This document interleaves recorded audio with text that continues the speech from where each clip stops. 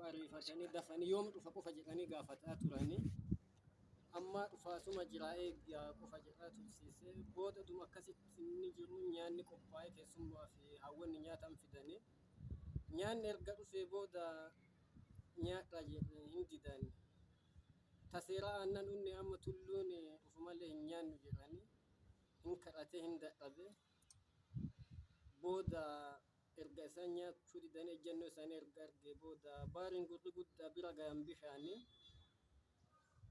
mootii gurri guddaa bira gayan namuma tulluu meetoo anuma jedhanii ani Shuudhni Gammadaa Caakkisoo jedhama barata kutaa 12ffaa fi barreessaadha. Addatti ammoo qophiin guyyaa har'aatiif qabanneetiin turre waa'ee sirna kootti dhufeeti fi tartiiba gumaan ittiin fixaneedha. Kootti dhufeen keessatti qoratu jira. Qorti ammoo waa sadiin dursanii. Qorti jiraachuun dura yaani jiraachuun dirqama. Yaanillee ammoo waa laman dursu. Tokkoffaa bokkuu fi utooleen dursu. Bokkuun illee utooleen dursu. Waa hunda ka dursu utooleedha.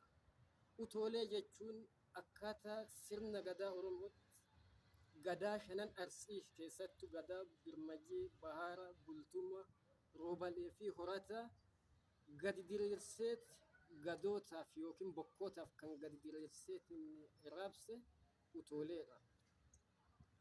Bokkuun ammoo abbaa gadaa ta'eet yaani tokko jiraachuuf murteessan bokkuudha. Bokkuun lallabee yaani akka yaa'u labsii dabarsa. Yaani labsii bokkuun dabarse dhaga'ee walitti yaa'a waamicha bokkuu kabajjete jechuudha.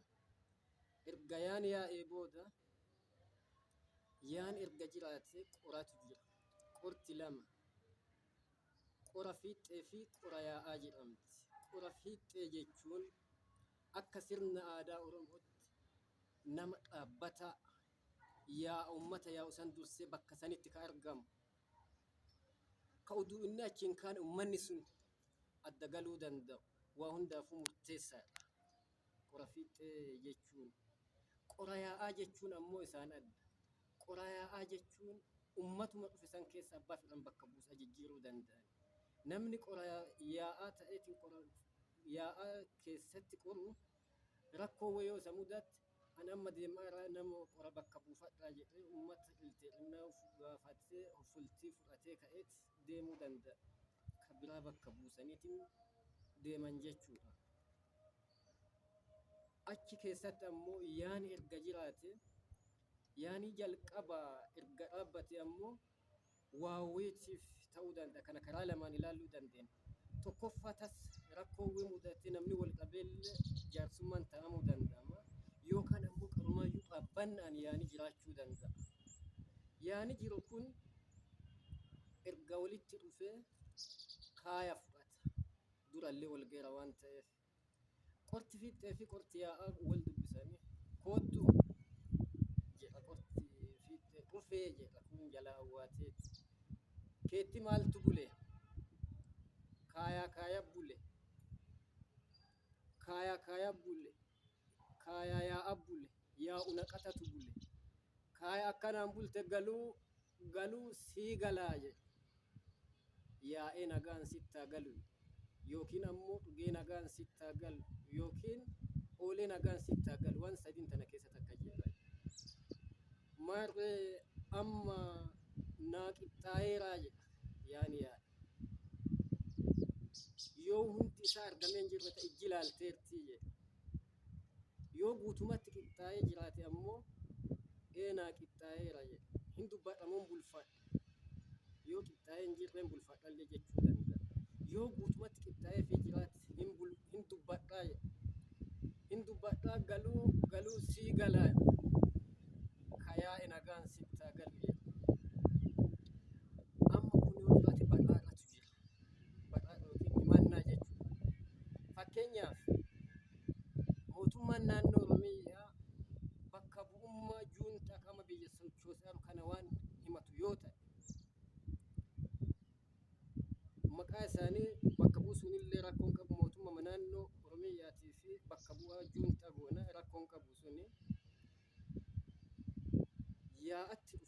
mootummaan naannoo Oromiyaa badhaadha na fuudhii jedha. Kootu badhaadha na fuudhii jedha. Badhaadha jedhan. Badhaani akkooma sii gala. Kana erga jedhee booda maal badhaafattaa jedhanii gaafatan. Maalirra badhaafadhe? Mootummaan bakka bu'in juuntaa kaleessa haftitti harma xurii taqeensa qaraa tagadaan tuqinjeen gudeedee ajjeese deettuu adda qanafaa ta harma aananii ta badaa galgalaa ta rakoo ganamaa ta kallacha maxxarri keessa jirtu tanfalaa mudhii qabdu ta gooransuu curgaa qabdu haadha gootaa haadha jannaa ajjeese qeerroo mataa guutuu ka kallacha buduruu ajjeese dhaane jaarsa kabajjaa qabu ka waan hambaa gaafatu ka waan hambaa dachaafatu ajjeese dhaane wayyoo maana baasee korma loonii na saame loon na saame korma kiyya boorataa adda biyyee ka qoonqa bilbilaa ka eegee hachaabaa ka shantama uumatee shantamni garaa jiru na saame farsangaa kiyya na saame harreedaa kottee qolaa karandoo xurii ka iyyaasi manaa ka obaa qeerramsaa na jalaa roorrisee na jalaa saame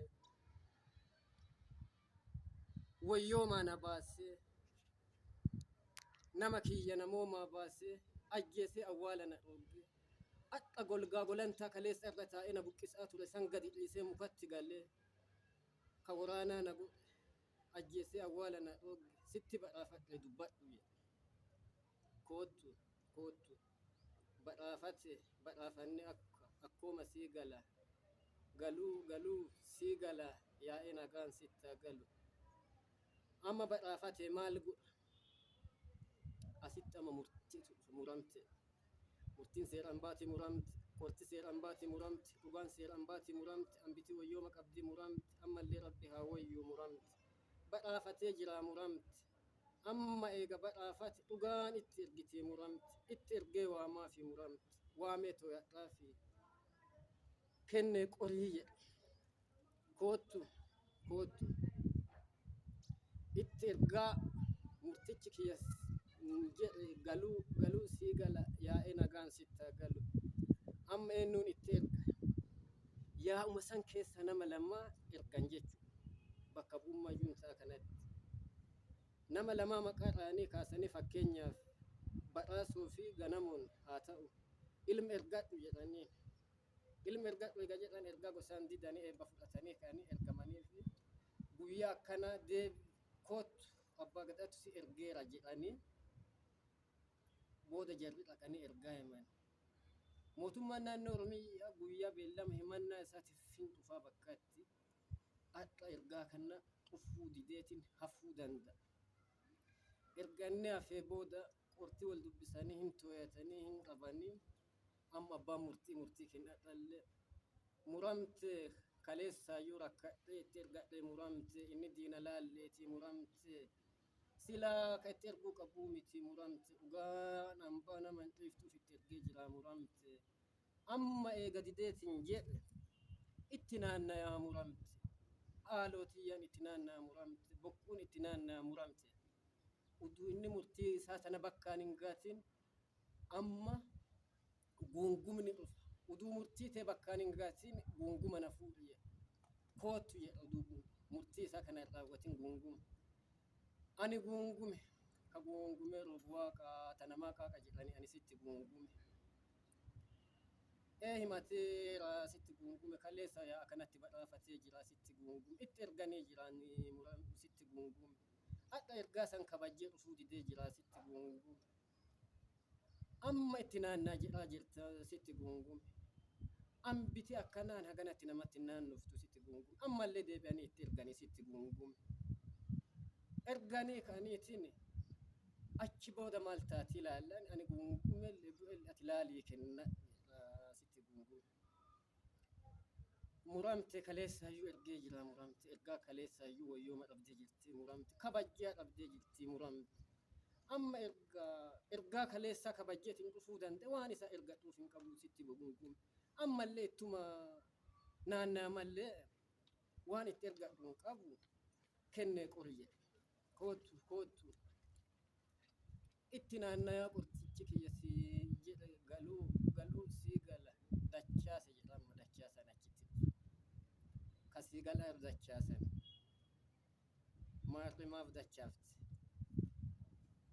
ammallee itti erganee waaman dachaasan biraa jira maal dhugaa ambaati takkatti namatti naannaan lama sadi nama erganii ka'aniiti achi booda waan itti naannaan malee naannoon hin jirtu dachaasan karaa tokkomoo karaa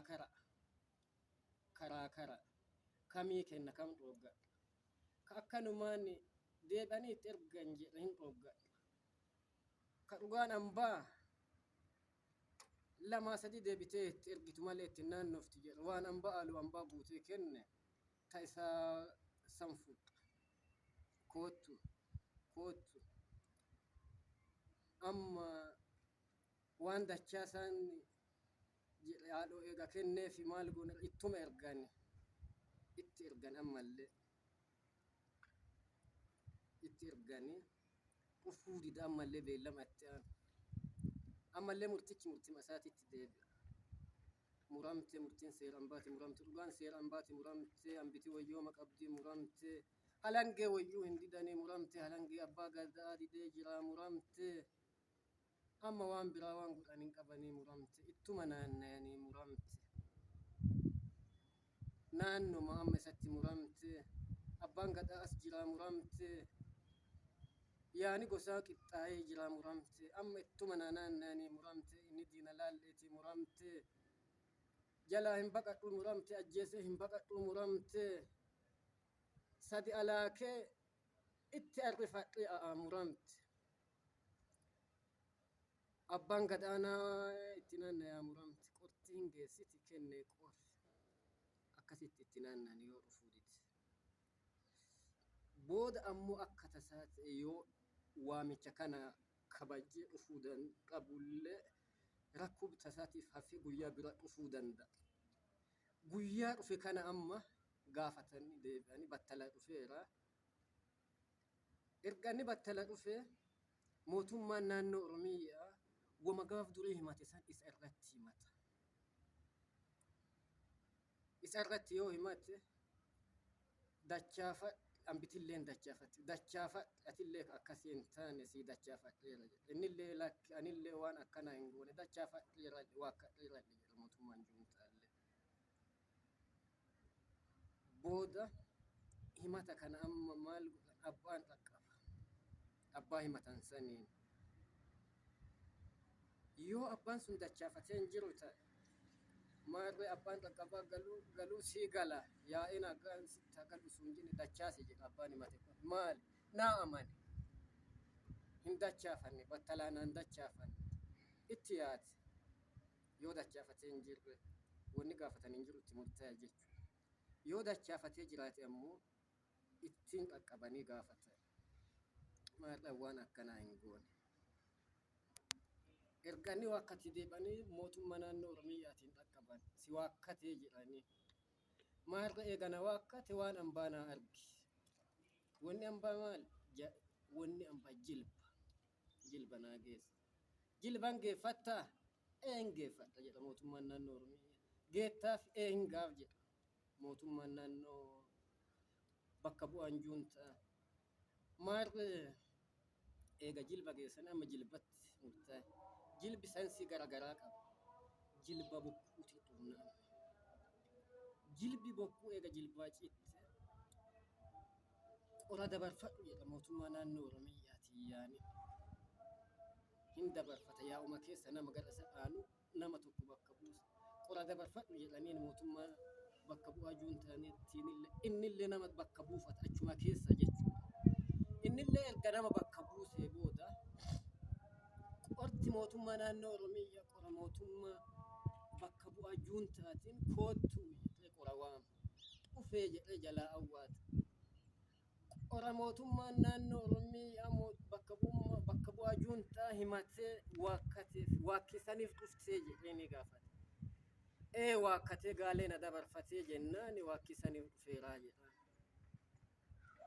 Ammallee mootummaan bakka bu'aa juuntaa akka himatame saniin amma himata mootummaan naannoo Oromiyaa si himate san waakkattee dhuftee qura dabarfatte waakkatee dabarfadhe.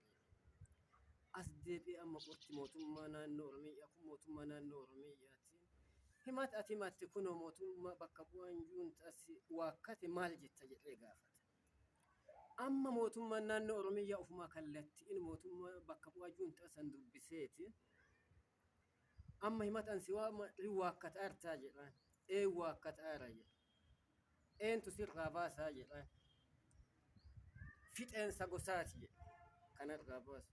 Fixeensi kee eenyu jedhee gaafate. Nama obboleessa isaaf ta'uu maqaa ebaluuti jedha. Fakkeenyaaf Salamoon Raddaallee jedhu bakka bu'aan juuntaa Geetaachoo Raddaati. Maarri jilba sitti qabadha narraa hoo jedhaan. Warruma mootummaa juuntaa san keessa nama 10 lakka itti kenna mootummaan naannoo Oromiyaa jilba nama isaaf fakkaatu. Maarri jilba sitti qabadha jilbi kiyya jilba bokkuuti, jilbi kiyya jilba harmaati, jilbi kiyya jilba kosiiti, jilbi kiyya jilba qaallichaati, jilbi kiyya jilba dubartiiti. Qoraan hin fuudhin, waan hambaatiin hin dubbatin, yaa'aan hin dhaqin, fardaan hin yaabbatin. Heexoon dhugin qeensa muratin, mataa naadatin, hin kittaanatin, waan hambaan gaafatin. Saddeet buli sagal bultii adhaa dhawaata kiyya qabiinaa koottu. Dhawaanni guutuu ta'u Finfinnee irratti to'adhe 4 kiiloo kallacha abbaa gadaatiif itillee abbaa gadaa irratti kalsiifadha jedhaniit adda galan. Guyyaa beellamaa sana walitti deebi'an. Mootummaan naannoo Oromiyaan kalsiifataa waan ta'eef buqqee qopheessee gossee qaawwa xiqqoo baasee daaraa itti naqee halangee bokkuutitti sariitii maree ani waan kana hin goone jedhe buqqeen tiyya haa cabdu jedhee kakadhe. Sariin tiyya daaraa haa taatu jedhee kakadhe. Jedhee halangee bokkuu xuruure. Sariin tiyya haa xuruuramtu sanyiin tiyya lafatti nafin jedhe kakadhu jedhe. Akka kanaan kakata. Jilbi bokkuu haala kanaan raawwata. Itti aansee ammoo jilba kosii jedhamutu jira. Jilbi kosii irratti kaksiisa. Kosii irratti nama jaatu kakata. Namni jaa kakatu kun tokko himatama lammaffaa fixeensa isaati. Qawaanni nama 4 walitti jaa. Kosii irraa sarduu buqqisee kakata. Sariin tiyya lafaa haa buqqaatu. Kosii tiyyatti dhoqqeen hin bu'in. Dhoqqeen saayya kosii tiyyatti hin bu'in. Rabbi na haa buqqisu. Qaalamiiloo Rabbi na haa dhoobu. Rabbi akka sardoo kana buqqise lafaa na haa buqqisu jedhee akkasitti kakata. Kun jilba qaallichaati. Jilbi qaallichaa nama 8tu kakata. Qawaanni isaa nama 4. Himatamaa yookiin qaama. Fixeensa isaa dubartii isaa hangafaa ilma isaa ilma hangafaa walitti nama 8tu kakata. Qaallichi irratti kakatu qaallichi jimaa filaa qaree baalqee 8 filaa kana irratti dachaasee maxxee kana irratti jalqaba fixeensa isaatiif himatamaan koottu baalqeeti nyaattu jedhaan. Baalqeen naa aggattu jedha. Jimaan sariitii haa fixu jedha. Jimaan natti hin turin jedha. Jimaan natti naa bokosu jedha. Kana jedhi kakadhu jedhe akkasitti kalsiisa. Achi booda erga kana raawwate warraaf illee itti qixxeesse halangee tiyya xuruuri jedha. Sariitii irratti maraniiran sun sariin tiyya haa xuruuramtu jedhee xuruuri. Sariin tiyya lafatti nafin jedhe sensiin isaa bal'a gaggabaabsinee fixuudhaaf akkasiin kalsiisa. Erga kana godhee booda kana kalsiisee raawwate sooqidda barbaree saatoo xaaxessaa waan garagaraa walitti qabee guba jechuudha. Amma jimaa irraa jechuutti gubaa jilbi qaallichaa kana fakkaata. Jilba malkaatti jiramu. Jilbi malkaallee qawaanni isaa kakakatu nama 8 qawaanni 6 himatamaa fi fixeensaa walitti nama 8 himataan kun nama 8 kana qabee malkaa buusee malkaa afaan irratti dhoqqee loonii kaayee dhoqqee irra sardoo kaayee sardoo kana irra ammas cirracha kaayee malkaan tun na waan kaayee kana qabaa jedha harkaan qabaa kakadhaa jedha malkaan tun na hoffolchi malkaan tun saa namaa naan tole sarinti dhoqqeen saa yaa malkaa kanan nan bu'in sarinti yaa haa buqqaatu malkaan tun na hoffolchiin jedhee waa baay'ee kaayanii akkasi kakachuu danda'an. Erga kakuun kun raawwatee booda lagaa bayanii galan jechuudha. Itti aanseeti jilba harmaati. Jilbi harmaa kun saayinsii akka kaawwaniitiin adda. Abbaa himatuu fi abbaa himatamu qofatu waliin taa'eetiin kasiifata. Qawaata waan biraa qabu qora qaba malee. Isa kana yeroo raawwatan hin taa'a himatamaa fi himata bakka takka teessisan. Aannan kur'etti guutanii fidan. Bishaan illee waan wayitti guutanii fidan. Buna jiraa fidan. Garbuu qarancamne fidan. Sardoo fidan.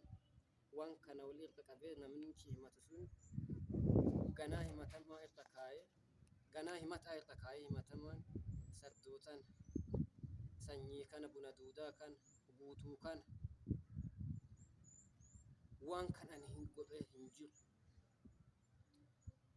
sanyiin tiyya lafatti nafin guutuu bunni duudaan kun natti haa argu sarin tiyya haa cittu qalti tiyya lafatti hin bu'in harma kee aanan hin baase sa'aanama kiyya muchi sa'aanama kiyya aanan hin bahin jedhee margaa fi buna sardoo kanneen harma namicha himatu irra kaayee hodha. Kunillee dabareen irra kaayee hodha. Yeroo waan akkasii godhan sani wayaa dachaa godhanii jara lama wal bira teessisanii wayaa irra irraanii akkasitti teessisaniiti haala saniin kasiisan. Jilba sodde yookiin jilba jaambunaa ka soddaati kun. Kuni nama lama himatamaa fi fixeensaa isaa qofatu. Isa kana gabataa qopheessanii gabataa irra kasiisan. Harma ayyaati gudeeda abbaati waan kanan goon. Gudeeda abbaatii baay'ee ilmi gudeedaa nan dhalatin. Harma ayyaatii baay'ee harmi sa'aanama kiyya aanan hin bahin. Farsangaan gudeedaa naa dhibu gudeenni kiyya haa cabu jedhee haala saniin kakata. Jilba dubartiiti amma. Jilbi dubartii nama sadiitu kakata. Himatamaa yookiin qama jechuun fixeensa isaatii fi haadha manaa isaati. Dubartiin kasiiftutu yeroo dhuftu ciicoo qabattee, siinqee qabattee, gaadii qabattee dhufti. Yeroo dhuftu kana dura fixeensa isaatiif abbaa manaa kasiifti. Qabiyettiin siinqeeti waraana kiyya harkaan qabiyyetti. Ani dubartii teessan danuun natti agaltu jedhee kakadha. Waraana kiyya harkaan qabde waraani na aggatu jedhee kakadha. Jettee waa baay'ee keetti gaggabaabsinee fixuudhaaf isa achi kaaftee isii waamte amma dubartiin. Dura jara kaawwan siinqee qabsiiftee isii gaadii qabi jetti. Gaadiin kun ka waliin cidhaa baafne gaadiin saayyaa golgannan bu'in jedhee kakadha.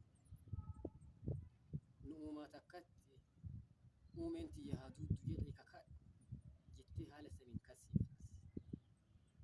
Jilba kitaabaa ka jedhamtu sun sensii bal'aan qabu. Akka abbaan fedhe kasiifachuu danda'a. Namni 20 haa kakatu jedhee abbaa qofa kasiifate illee haala saniin raawwatamuu danda'a. Inni biraa immoo jilba xuxeeti. Jilbi xuxee akkuma himatanii abbaan maan himatame sun ani rabbii fuulafaaf waan akkanaan goone waan kiyyaa miti akkanumaan kakataa fi saniin raawwatama. Jaarsummaan gaggabaabbinaan sensiin isaa kana fakkaata asuma irratti raawwata waan jilbama itti aansee ammoo waa'ee gumaati. Gumaa lubbuun namaa yoo baate namichi nama ajjeesisan waanni goda kaa'ee doobbii loco'oo achi fidee nyaachisaaf waan wayii irra kaa'ee godaatti. Booda warri nama ajjeese sun hin ergata qoraa ergata fixatuuf. Kana gochuuf jalqaba qoratu dhaabbata. Gumaa keessatti akka qora seera hambaa keessa qora fiixee fi qora yaa'aan jedhamtu. Qora mataa fi qora eegee jedhamti. Gumaa keessatti. Qora mataa jechuun warra namni jalaa du'eef dhaabbata. Qora eegee jechuun ammoo warra nama ajjeesetu bakka buusee ergata. Bakki irratti ta'an itillee jedhanii bakka gadabaa bakka amma namni jalaa du'e san. Warra ajjeese warra ajjeefate inni wal biraan teessisu qora miilaa ka isaan ergatan santu bakka bu'ee yaada qabatee dhaqa. Erga dhaqee ammoo jalqaba wayaa awwaalaa fidi jedhan. Wayaa awwaalaa fida. Wayaa awwaalaa erga fidee booda korma booyaa fidi jedhan. Korma booyaas fida. Korma booyaa erga fide sadiin waraana lafa gakkaayaa jedhan. Sadii waraana lafa kaa'u jechuun warri ajjeefate kun warri ajjeese keessa nama ajjeesuuf qabsoo irra jira. Waraana lafa kaa'u jedhanii nagaatti deebi jechuudha. Waraana erga lafa gakkaayatee booda horii torbaan waraana ka lafa kaa'atan horii torba kennaniiti. Kana booda horii torba saniin waraana lafa erga gakkaayatee booda qucee loos itti duullufin ammallee bokkuun harka kiyya gali jetti amma hambiti. Akkan sii fixetti na jala gadhaaba akka biraan ta'in jettee hamba sana harka gala warri ajjeefate. Kana erga godhanii booda duuti tun akkamoo akka malee jedhan. Duuti namni erga harka namaatiif du'e karaa akka malee du'e. Akka maleen maaliin baate yoo ta'e loon torba. Akka maleen yoo lama deebisee waraanee jiraate loon 14 irra deddeebi'ee kukkutee qincee yoo mummuree jiraate akkaatuma miidhaa isaatiin dabaluu danda'a. Kana erga raawwatanii booda qucee loosii jedhan. Qucee loosii jechuun himatamaa san hirreebinii hin ajjeesinii akkanaan godhan jechuudha. Ergasii qucee loosan. Qucee loosan gumaan dhibba dhiibuun gumaan lubbuu yoo gosa gara garaa taate loon dhibbaan. Ka dubartii ammoo loon 50. Ka dhiiraatiif dubartii wal qixaa miti. Garuu kana kan godhanni arsiin dubartii gadi buusee osoo hin taane waan kana godhaniif tuya. Dubartiin tokko takka finna takka yoo deette waggaa 2 yookiin 3 turuu dandeetti dabaltee finna biraa da'uudhaaf. Dhiirri ammoo saniin adda guyyaa guyyaan uummata. Yoo haalli mijateef akka fedhetti deemee jedhe dhiira tokko irraa finni meeqa akka argamu tilmaamuun ni ulfaata. Dhiira tokko ajjeesan jechuun dhaloota kanatu gabaabbate waan ta'eef kanaaf jedhaniiti guma dubartiitiif dhiiraa walakkaan garaagarummaa uumuu wanni danda'ameef waan akkanaati. Gama biraatiin ammoo yoo gosti lamaa wal ajjeeftee jiraatti dhiiraaf 50 dubartii 25 quceeloo sun gumaa dhiibuu sanii baasuudha. Kan erga quceeloo sanii booda waan laga bu'ee namicha nama ajjeese san godaa baasee uffata irraa mulqee bishaanitti darbee bishaan keessaa baasee lagaa galaan. Lagaa galeen korbeessa gurraacha itti qalee kudla irraa baasa. Kudla jechuun xuriin jira. Nama qulqulluu balleesseera waan ta'eef akkuma xuriisa irra balleessanii jechuudha. Kan erga godhanii booda mataa haallee haadeera waan ta'eef waan inni achii baasee bokkuutti kenna. Bokkuun 3 itti kenna. Booda namichi nama ajjeese achii dhayee qabata jechuun kadhataa deema jechuudha. Waan gumaatan ittiin fixatu. kana kadhataa deemaa achiin booda haga takka deemanii gumaa erga fixatanii booda gara fiicaatti dhufan. Fiicaan kun laga irratti fiican warra ajjeesee fi warra ajjeefate laga irra bakka takkatti walitti qabanii hoolaa gurraacha qalanii hoolaa gurraacha san keessa somba baasanii qubee diimtuu qubee quba godhatan somba san irra kaayan. Warri namni jalaa du'e kun sombaaf qubee saniin ija haqata. Itti aanee warri ajjeese sun illee ija haqata sombaaf qubee saniin. Erga kana godhanii booda dubartiin laga buuteerti daadhii biifti warra ajjeesee fi warra ajjeefate kanatti jidduu deemtee kan erga raawwatanii booda qorti lamaan qorti mataa fi qorti eegee waan dura godhan kana akkaataa dubbii kanatti fixan tartiibaan takka lama jedhanii kana goonee akkana fixnee kana baafnee kana goone jedhanii walitti himatan. Qorti gumaa fi qorti seera hambaa garaagarummaa guddaa qaban keessa asitti ifa wanni godhuu qabnu qora seera hambaa keessatti galuu sii galaa jedha. Qora fi gumaa keessatti yaa'uu sii yaa'aa jedha. Sii caqasa jedha. Walii galuu agarsiisa. Halangee akkana walitti hiixatan. Kunillee achitti hiixata qorti kun. Halangee akkana walitti hiixachuun walii galuu isaanii agarsiisa. Qora kaanii qora waan hambaatiin garaagarummaa guddaa inni qabu ibsuudhaan. Gama biraatiin ammoo qorti tun qorti fixataa yookiin qorti miilaatii fi qorti mataa kun kophee lukatti hin godhatan lukaa baafatan luka qullaa ta'an. Gama biraatiin ammoo sadiin dhiigaa illee hin jiran warra namni jalaa du'e qora mataa jala galanii taa'an isaan illee kophee lukaa baafatan. Gumaa keessatti qorti sadiitu jira. Qora mataaf qora miilaa duraayyuu isinitti himeera kana wanni jedhaniif qora miilaa jechuun yakkamaadha balleessisaniif gadhaantummaa keessa jira jechuudha. Gadhaantummaan fixatee harkanaan qora miilaa jedhama. Qora golbaa jedhamutu jira. Qorti golbaa dhimma qorti mataa warra ajjeefatee dhaabatte qorti miilaa warra nama ajjeeseef dhaabbatteetti. Qora golbaa jechuun dhimma bitaa mirgaa kana dhugaa bitaa mirgaa laadhaa jidduu kana deddeebi'an jechuudha. Kana amma bakka duratti yoo deebine sombaan ija haqatanii ka'aniirani. Amma dura somba keessaa baasan malee hoolaan qalamee hin jiru. Amma hoolaa qalanii macuree hoolaa keessaa baasan.